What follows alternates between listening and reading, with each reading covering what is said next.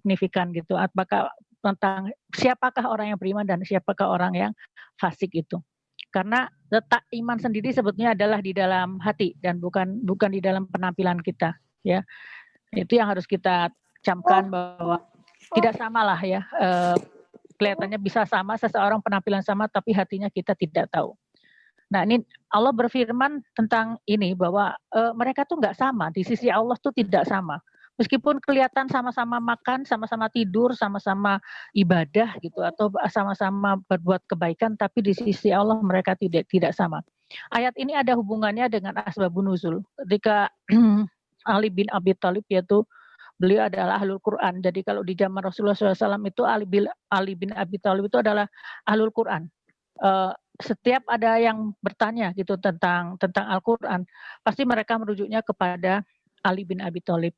Sampai Umar bin Khattab pernah berkata bahwa celakalah Umar apabila tidak ada Ali bin Abi Thalib. Ya. Kenapa demikian? Karena kadang-kadang sebagai khalifah tuh Umar didatangi oleh orang-orang Yahudi, didatangi oleh orang-orang Nasrani, dan mereka itu adalah orang-orang yang berilmu. Jadi orang dari Yahudi itu adalah orang-orang yang berilmu, dan mereka ini menanyakan hal-hal yang Umar sering tidak tahu gitu. Jadi biasanya mereka itu dibawa kepada Ali bin Abi Thalib dan kemudian meminta Ali untuk menjawab itu semua. Jadi beberapa kali ini terjadi sehingga sampai terkenal perkataan Umar bin Khattab, celakalah Umar apabila tidak ada Ali. Gitu. Baik, jadi di sini asbabun nuzul dari ayat ini adalah tentang bahwa Ali bin Abi Thalib itu pernah berdebat dengan seseorang yang bernama Walid bin Uqbah. Ya, Walid bin Uqbah ini secara status dia lebih banyak pengaruhnya, dia lebih kaya, lebih punya pengaruh, dia lebih pandai, maksudnya lebih berpendidikan di saat itu, dia bisa membaca ya. Kemudian ketika berdebat itu dia berkata pada Ali, sebetulnya mata tombak kami itu lebih tajam dari tombak kamu, dan lidah kami ini lebih lancar daripada lidah kamu, serta anak buah kami juga lebih banyak dari ada anak buah kamu. Ya. Jadi artinya untuk mengatakan bahwa saya ini lebih loh dari kamu. Saya ini lebih bagus daripada kamu. Ya. Maka kemudian Ali menjawab, tutup mulutmu karena sesungguhnya engkau adalah orang yang fasik. Dan kemudian setelah itu turunlah ayat ini, gitu kan. Jadi keren banget kan ya, perkataan Ali bin Abi Thalib menjadikan ayat ini turun. Ya. Dan tentang sebetulnya tentang ini ya orang-orang masalah ayat ini itu muncul di beberapa ayat-ayat yang lain gitu ya. Dan saya sering juga merasa masih terus menggali makna daripada ayat ini, karena itulah mari kita gali bersama-sama ya. Jadi di dalam ada beberapa ayat-ayat yang semisal dengan surat As-Sajdah ayat 18 ini ya. Seperti misalnya di dalam surat Al-Jasiyah ya, dikatakan di sini am hasiballadzina najtarahu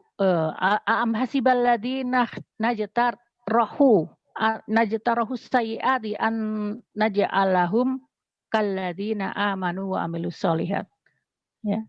Dan apakah orang-orang yang berbuat kejahatan, yaitu al-mujrimun, mereka itu merasa bahwa menyangka bahwa orang-orang yang mereka itu sama dengan orang-orang yang beriman dan beramal soleh. Ya. Kemudian dijawab, sawa mahyahum wa mamatuhum. Yaitu sama antara kehidupan dunia dan kehidupan akhiratnya. Ya. Kemudian Allah berfirman di dalam surat Al-Jasiyah ini, sa'ama yahkumun. Sesungguhnya buruk sekali apa yang ada di dalam kepala mereka. Salah gitu, bahwa mereka menganggap bahwa orang-orang yang beriman itu sama aja dengan mereka gitu. Nah ini Allah berfirman tidak sama, mereka tuh nggak sama.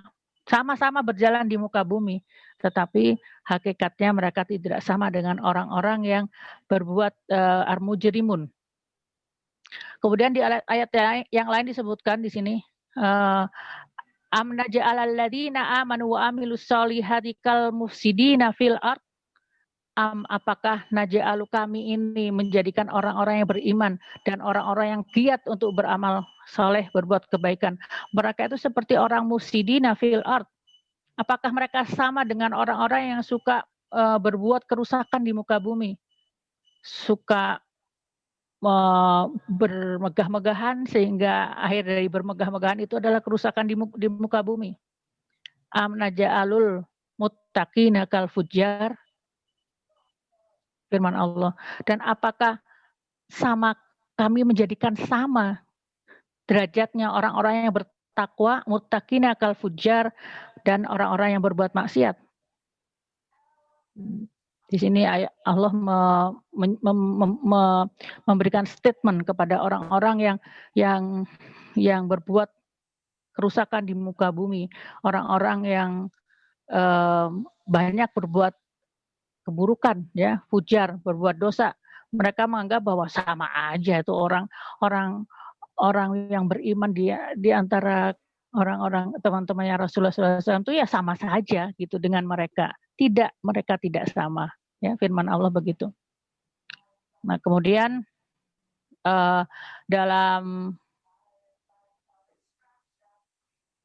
tapi ini kemudian ada juga ingin saya juga sampaikan bahwa sebentar. Bahwa ayat ini itu sebetulnya ditujukan kepada orang-orang yang tidak beriman, orang-orang yang belum terketuk hatinya untuk mendapatkan hidayah Allah. Mereka ini menganggap orang yang beriman itu sama, padahal kenyataan Allah bilang tidak sama, mereka tidak sama. Apa yang ada di dalam hati mereka tidak sama dengan kalian. Kalau kalian makan, contoh saja, kalian makan dan tidak menyebut nama Allah, sedangkan mereka makan sambil berdoa menyebut nama Allah sambil bersyukur. La yastawun, mereka itu tidak sama. Ada orang-orang yang sama-sama kerja di kantor, sama-sama mengerjakan proyek yang sama gitu loh.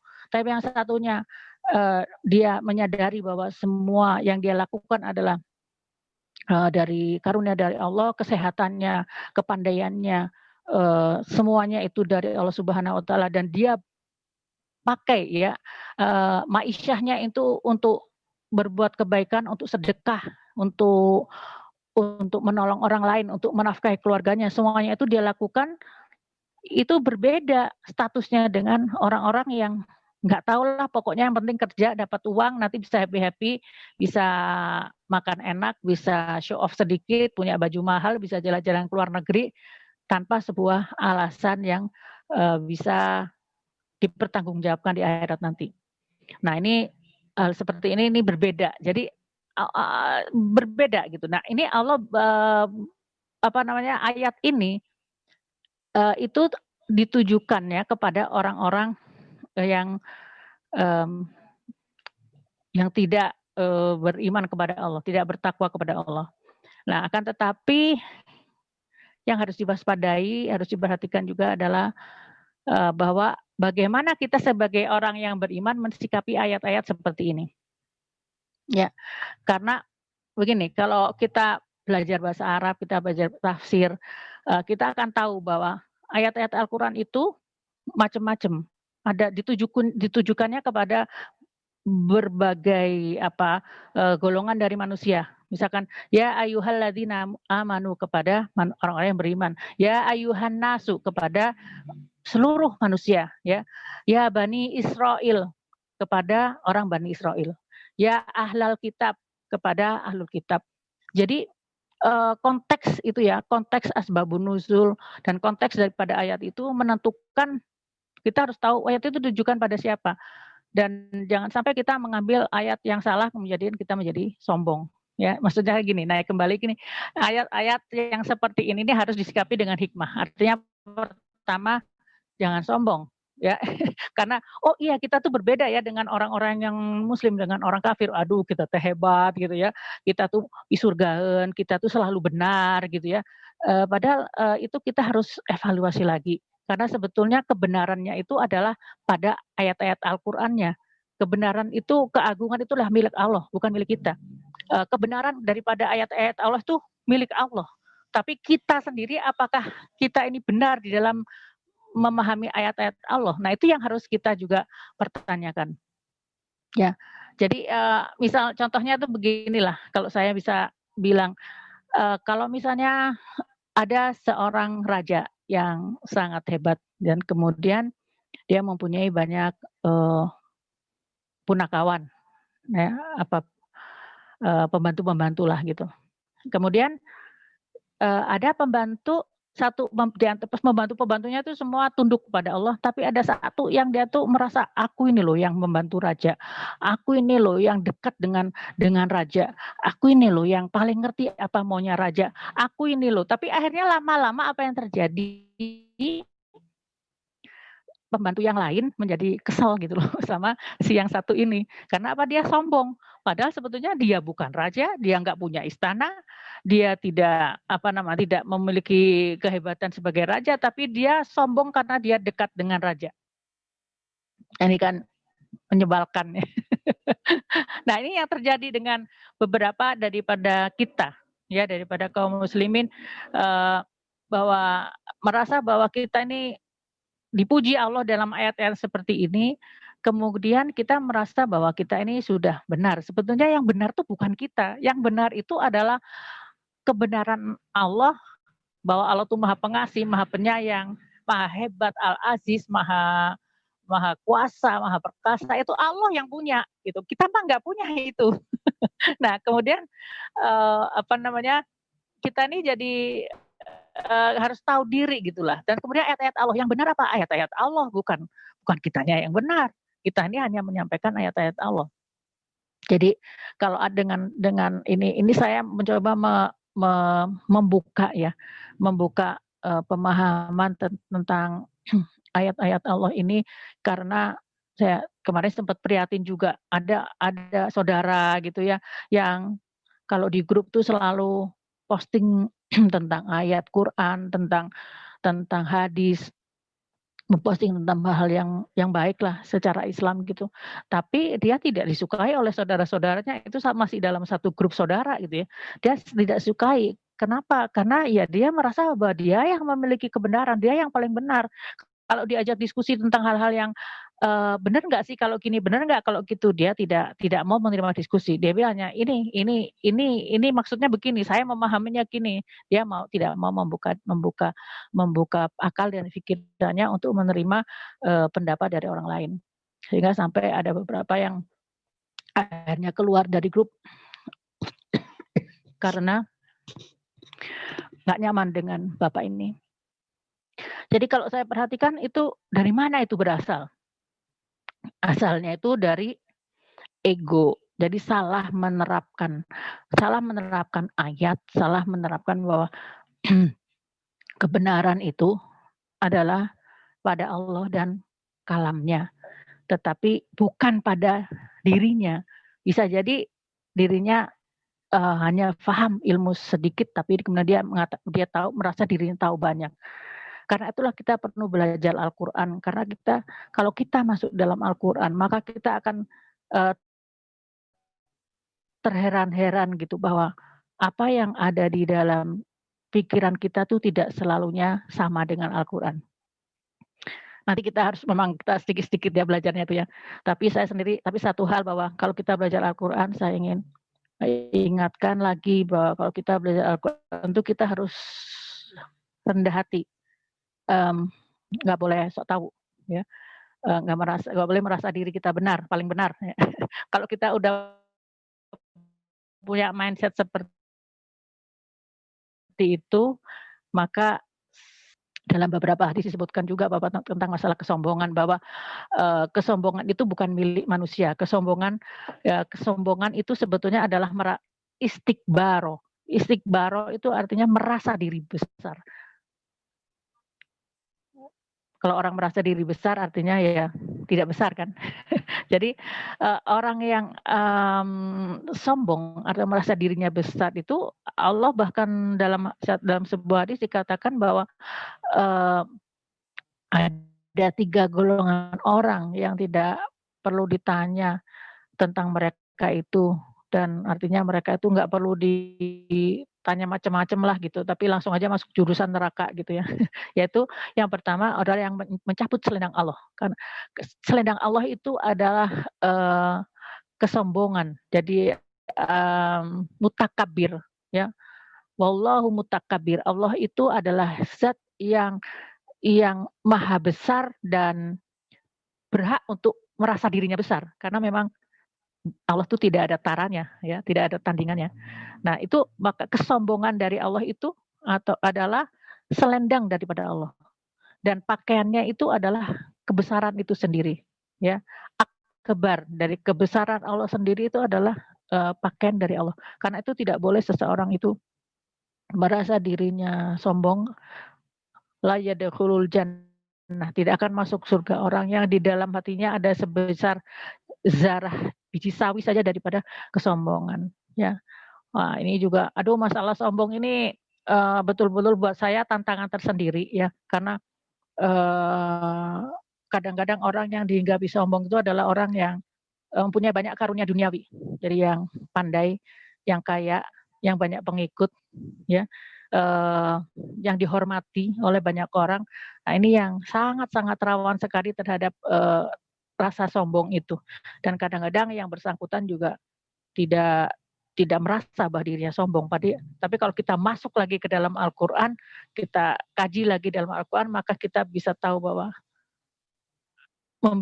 kita bisa membedakan mana yang nafsu, mana yang hak, mana yang benar, mana yang milik Allah dan mana yang bukan, mana yang, eee, pinjaman dari Allah, mana yang kebenaran yang Allah yang paling benar itu, dan kita ini sebagai apa, mana yang sebagai raja, mana yang sebagai hamba. Nah itu yang menjadi apa namanya, ukuran nanti adanya di dalam Al-Qur'an itu.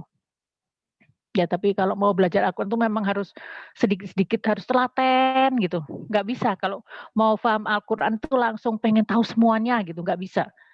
Karena kita sendiri sudah banyak dosa, banyak hijab, sehingga kadang-kadang untuk mencerna 1, 2 ayat aja kita juga sudah sangat susah gitu. Oke.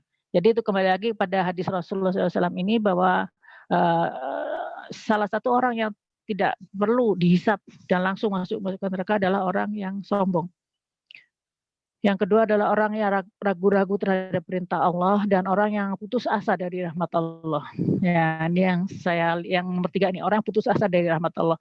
Orang yang putus asa dari rahmat Allah itu adalah orang yang tidak sadar bahwa Allah itu ada bersama kita. Jadi ada seorang yang pernah ya, minta, pinjam uang sama saya gitu. Dia pinjam sambil berkata begini, "Mbak Hani, tidak, kepada siapa lagi saya itu bisa minta tolong kalau nggak kepada Mbak Hani," gitu. Aduh, saya kaget banget ya dia sampai berkata begitu. Saya tanya, "Bu, sebentar Bu, stop dulu Bu bicaranya. Ibu nggak perlu berkata seperti itu kepada saya." Itu kalimat ibu itu ada di dalam Al-Fatihah, "Iyyaka na'budu wa iyyaka nasta'in." Hanya kepada Allah kami itu menyembah dan daripada Allah kami minta pertolongan. Kalau sampai ibu bilang bahwa hanya kepada siapa lagi saya meminta tolong kalau tidak kepada Mbak Hani, berarti ibu itu memutus jalur pertolongan dari Allah. Dia kaget sekali. "Oh ya gitu Mbak?" Iya, karena kalau perkataan itu kepada siapa lagi kalau saya tidak minta tolong selain kepada Mbak Hani, itu ibu sudah menjadikan saya sebagai ilah, dan itu akan menutup pertolongan Allah kepada ibu, saya bilang gitu. Jadi ibu nggak boleh berbicara seperti itu, ya ini kita diskusi panjang ya. Ya ini satu contoh ada perkataan-perkataan yang menafikan, yang lupa bahwa Allah itu ada di dalam kehidupan kita. Lupa bahwa Allah yang, mengurus kita, lupa bahwa Allah itu wali kita yang memberikan solusi bagi kita. lupa bahwa Allah itu Al-Qarib yang dekat dengan kita. Lupa bahwa Allah itu Maha Kaya dan mudah baginya untuk menyelesaikan urusan-urusan kita. Dan ibu ini juga saya tuh berdoa buat ibu ini karena dia kayaknya juga belum paham tentang itu. saya berikan pelajaran itu dia belum paham ya.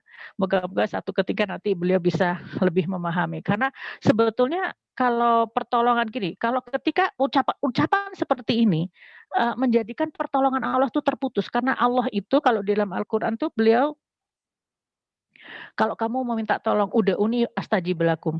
Kalau kamu minta tolong sama aku, maka aku akan mengabulkan, aku akan berikan jalan. Tapi kalau kamu pikirannya itu tidak kepada aku, tapi kepada makhlukku, maka aku serahkan urusanmu kepada dirimu sendiri dan makhluk itu. Jadi ya Allah lepas tangan. Nah ini kan gawat ini kalau dalam kehidupan ini Allah lepas tangan dari urusan-urusan kita, ya kita bulet aja, masalah nggak selesai-selesai ya, hutang nggak lunas-lunas misalnya, terus ujian nggak selesai-selesai gitu ya, sedih nggak ada ujungnya gitu ya, sakit terus-terusan ya, mampet rezeki juga nggak lancar-lancar gitu. Nah ini ya, jadi kadang-kadang yang harus kita pahami itu adalah kita tuh merenungkan di dalam diri kita. Kita harus belajar dan kita belajar untuk merenung apakah ada ya perkataan saya yang salah gitu. Nah ini dari mana kita tahu? Ya kalau kita belajar ya, salah satunya kalau kita belajar Al-Qur'an. Oke. Nih kalau dalam hadis riwayat Ahmad dikatakan Rasulullah SAW pernah bersabda, orang yang meninggal dunia dan ketika ia meninggal itu di dalam hatinya masih ada sebesar biji sawi saja dari rasa sombong, maka tidak halalah baginya surga, tidak mencium baunya dan tidak pula melihatnya. Aduh, saya tuh kalau dengar yang begini-gini nih, aduh kelepek-kelepek ini ya. Rasanya hati saya disodok-sodok ini. Aduh benar, apakah sudah bisa melaksanakan dengan sebaik-baiknya ayat-ayat Allah ini? Karena rasa sombong itu kadang-kadang sangat tipis sekali, sangat yang kalau sudah kebiasaan sombong, maka dia tidak bisa membedakan, tidak bisa mengetahui apakah dia sombong atau tidak sombong. Ya. Selanjutnya, baik, oke. Sekarang jadi kita masuk ke ayat 20. Dalam ayat ini disebutkan a'udzubillahi minasyaitonirrajim bismillahirrahmanirrahim wa ammal ladzina fasaqu wa ma'wahumun nar kullama aradu ay yakhruju minha uidu fiha wa qila lahum dzuqu adzaban naril ladzi kuntum bihi tukadzibun. Ya, apa artinya? Ini ayat 20 ini masuk kepada bahasan tentang orang-orang yang ada di dalam neraka. Jadi ayat 19 tadi kita lihat ayat 18, ayat 19 itu tentang tempatnya orang-orang baik. Kita lihat di sini. Kalau ayat 19 itu berbicara tentang orang yang tinggal di dalam surga. Siapakah orang yang tinggal di dalam surga? Ya. Wa ammal ladzina amanu wa amilus solihati falahum jannatul ma'wa nuzulam bima kanu ya'malun. Ayat 19 ya dijelaskan di situ bahwa orang-orang yang beriman wa amilus solihat dan mereka beramal soleh, maka bagi mereka itu jannah itu menjadi al-ma'wa. Jannah itu menjadi tempat kediaman mereka dan nuzulan dan diturunkan oleh Allah. Jadi surganya itu bukan ya kemudian menghampiri orang yang berhak atasnya. Ya, dia mendapatkan pahala. Dan kemudian dari ayat 19 masuk ke dalam ayat 20. Jadi kalau kita lihat, kita lihat kalau dalam ayat Al-Quran seringkali setiap kali berbicara tentang surga, di belakangnya ada tentang neraka. Setiap kali dibahas tentang neraka, maka di belakangnya adalah ayat surga. Dan ada seseorang, saya pernah baca ada orang yang mencoba untuk menghitung kata nar dan jadi artinya bahwa menyebutkannya saja jumlahnya sama. Artinya Allah itu menyediakan mempunyai sifat adil yang maha adil dan kemudian, kenapa selalu berturut-turut setelah surga itu neraka, setelah neraka surga, karena ini sebetulnya Allah ingin menunjukkan bahwa ini adalah it's a choice, jadi pilihan. Kamu tuh boleh milih surga, boleh milih neraka. Bukan Allah yang memilihkan untuk kalian. Kalau Allah memilihkan surga atau neraka buat kita, itu berarti kita itu, seperti batu, berarti kita itu seperti ikan ya, karena kita atau seperti binatang-binatang yang lain yang tidak dimintakan pertanggungjawabannya. Karena mereka itu tidak mempunyai pilihan, sedangkan kita ini adalah, makhluk Allah yang diberikan, pilihan, bisa memilih gitu. Nah jadi terserah manusia itu untuk memilih, surga atau neraka. Sebenarnya buat orang-orang nih, kita nih sebetulnya makhluk Allah yang paling mulia ya, sampai diberikan hak prerogatif untuk memilih nasib kita sendiri di akhirat nanti gitu. Baik, selanjutnya jadi ayat 20 ya. Wa ammal ladzina fasaku dan wa amma sedangkan alladzina orang-orang yang fasaku, orang-orang yang fasik, maka fama wa humun nar, tempat tinggal mereka itu adalah di api neraka. Naudzubillahi min dzalik, ya Allah. Saya tuh kalau menjelaskan tentang neraka begini suka kayak sendiri ya. Karena juga tahu kelemahan diri sendiri. Oke, jadi, di Sukasik kalau ada benih kemudian benihnya keluar ya, keluar dari bijinya begini, ya artinya ini namanya fasako. Jadi orang fasik itu adalah orang yang banyak berbuat dosa. Yang berbuat dosa ini bisa ada yang fasik itu ada di dalam golongan muslimin juga ada, orang fasik di golongannya kafirin juga ada, ya. Jadi dia itu, terlalu banyak intinya kalau orang fasik itu dia banyak dosanya, sehingga kalau orang muslim itu mengeluarkan dirinya dari Islam, dan kemudian kalau itu orang non muslim, maka dia mengeluarkan dirinya dari ridho Allah Subhanahu wa taala. Jadi orang fasik ini disebut dalam Al-Quran sering sekali, yaitu orang-orang yang karena banyak berbuat dosa, maka hampir saja mengeluarkan dia dari golongan orang yang beriman. Maka kemudian selanjutnya kullama aradu yahruju minha, ya setiap kali ya aradu mereka tuh ingin yahruju keluar dari minha, dari neraka jahanam itu, maka uidu fiha, mereka dikembalikan lagi ke dalam neraka, wa qila lahum, dan dikatakan kepada mereka, dzuqu, rasakan di neraka ini alladzi yang kuntum bihi tukadzibun, yang pada saat dulu kamu di dunia itu kamu sering mendustakan ayat-ayat Allah. Ya. Jadi di sini yang disebut orang yang mendustakan Allah itu jangan dikira hanya orang-orang yang non muslim ya, tapi orang muslim pun juga bisa menjadi orang-orang yang mendustakan Allah. Apa sih mendustakan? Mendustakan itu tahu tapi nggak mau tahu. Tahu kalau sholat itu wajib tapi dia nggak mau. Tahu bahwa dia tidak boleh main judi tapi dia tetap main judi. Itu namanya orang yang mendustakan ayat-ayat Allah. Tahu kalau dia, harus menyambung silaturahmi, tapi dia hobinya memutuskan silaturahmi. Ini juga mendustakan ayat Allah. Tahu bahwa kerudung itu memakai kerudung itu wajib, tapi dia tidak mau memakai kerudung karena sengaja, ya itu namanya juga mendustakan Allah.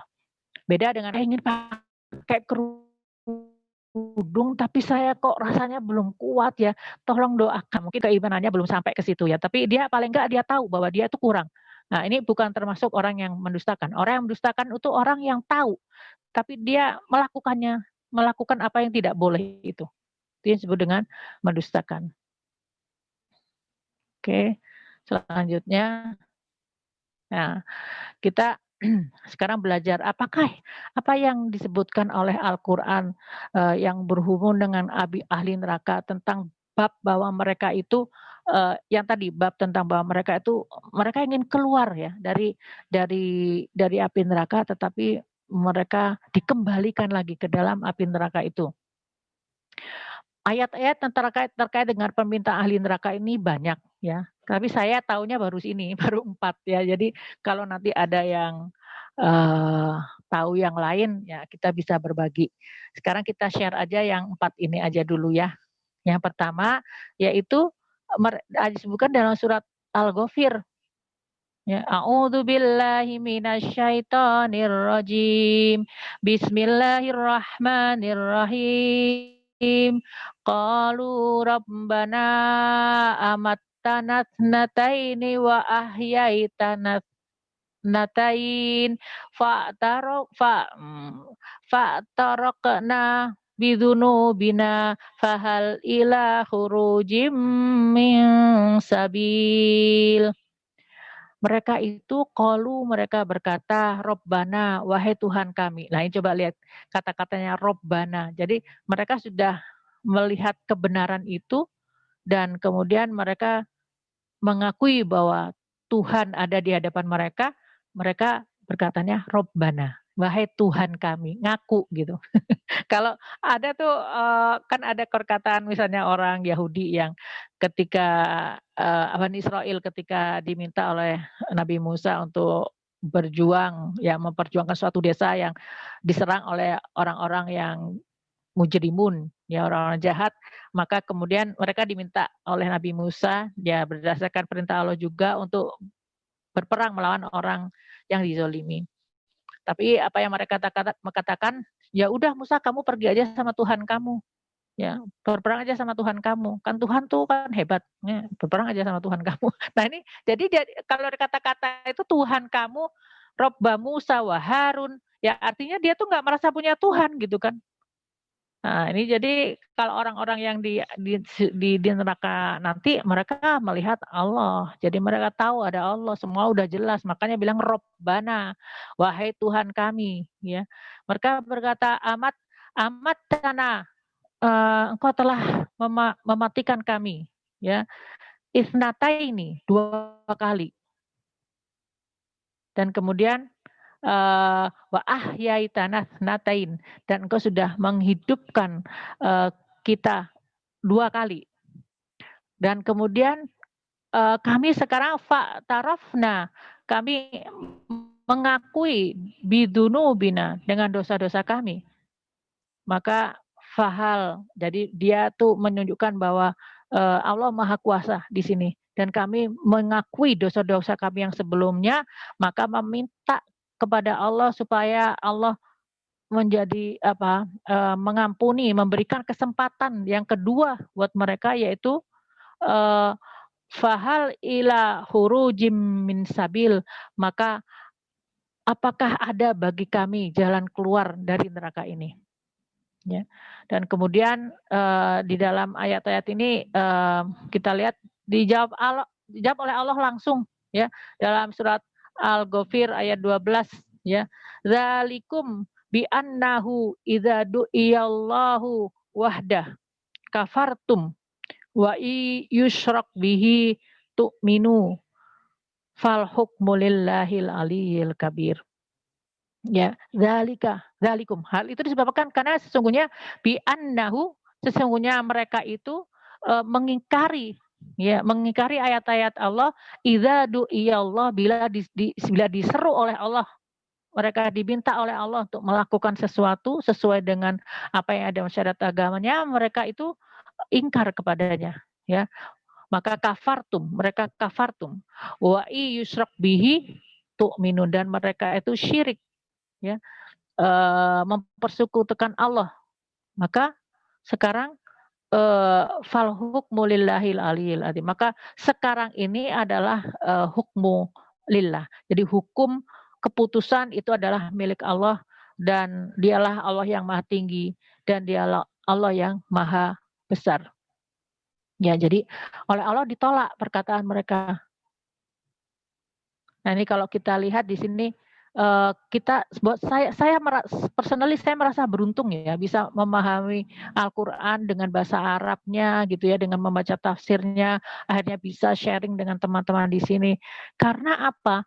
Ini adalah hal yang gaib, yang terjadi nanti di akhirat nanti. Tidak ada buku lain, tidak ada layanan internet atau tidak ada seseorang pun yang bisa memberitahu kita bahwa apa yang akan terjadi di akhirat nanti. Dan ini kita diberikan Allah keberuntungan ya, diberikan Allah kesempatan gitu untuk bisa melihat bahwa ini loh, nanti di akhiratnya akan ada diskusi-diskusi seperti ini. Tujuannya apa? Tujuannya supaya kita terhindar dari menjadi orang-orang yang nanti akan berkata seperti ini, ya. Jadi kita lihat nanti strukturnya, bagaimana mereka sudah mengaku dosa, mereka sudah meminta, sudah mengakui bahwa Tuhan adalah Tuhan kami, gitu. Mereka minta, ya Allah kembalikan lagi keluarkan kami dari neraka ini gitu, karena Engkau kan Maha Pengampun, Maha Baik. Tapi kata Allah enggak. Kamu udah syirik kepada aku, sudah berpaling dari aku. Sudah bukan waktunya bagi kamu untuk meminta jalan keluar. Ya.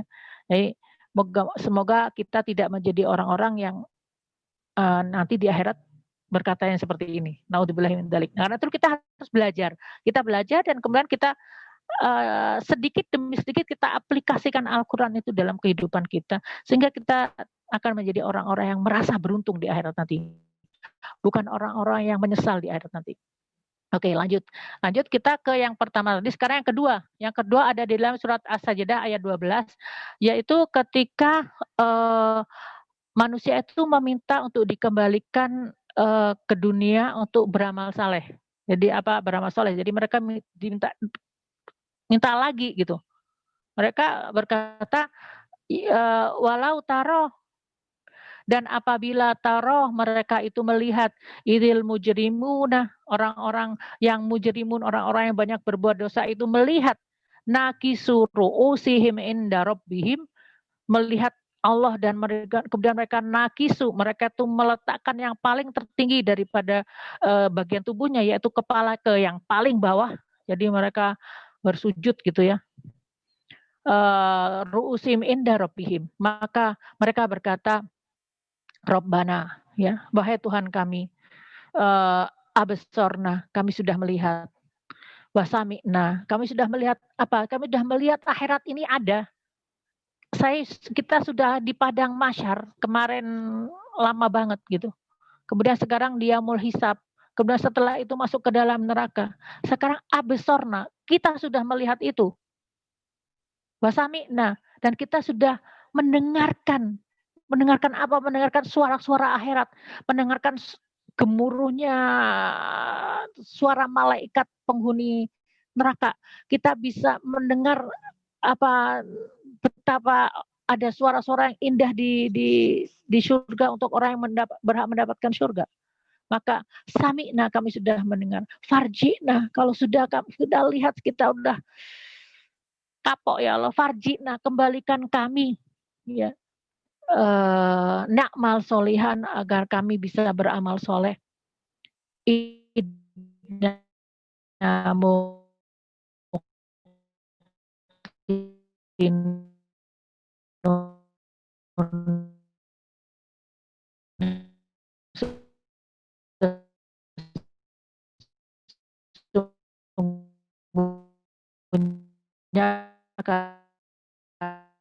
Kami